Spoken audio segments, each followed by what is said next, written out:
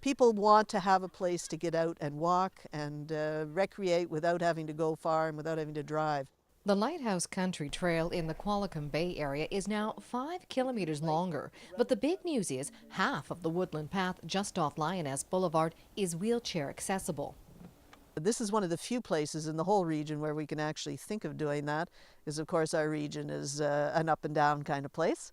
And here we have a 2-kilometer stretch of level grade, so we can actually bring people in wheelchairs and the visual impaired, and they have a chance to get out in these gorgeous woods and enjoy it as well.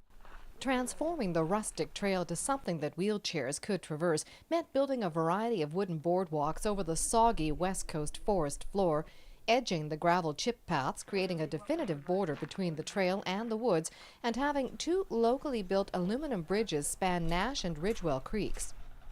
We've been working on it very hard over the last year to develop up what was a quite a rustic backwoods trail. We put in our first railroad crossing over the E&N, 2 bridges, and we had about 7 months of crew on the ground with about 6 people working, so it was quite an elaborate job to actually push this trail through the woods.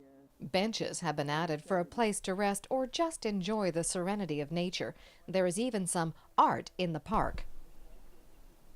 For seniors, mothers, as well as anybody who might be disabled, about a bench, a stopping place every 100 meters is a recommendation. The RDN secured the unused highway right-of-way over a decade ago and spent several years chasing funding needed to proceed with the project. In the end, we were able to get Island Coastal Economic Trust money that then moved into Job Opportunity Program money. So in essence, the federal and provincial government funded us up to about $270,000, and then the Regional District of Nanaimo funded the balance. The RDN has developed over 60 kilometers of trails throughout its territory. The concept, adopted back in 1995, is to be able to connect from one region to another. So it is all about connecting. It's all about moving people around the landscape from community trail to regional trail to national trail. We used to have to spend a great deal of time convincing people about the merits of Long Trail. Fortunately, those days are over.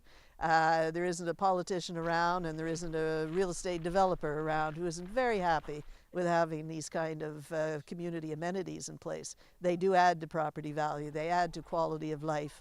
A few finishing touches have to be completed before the Lighthouse Country Trail South Loop is fully accessible. In Qualicum Bay for Shaw TV, I'm Annette Lucas.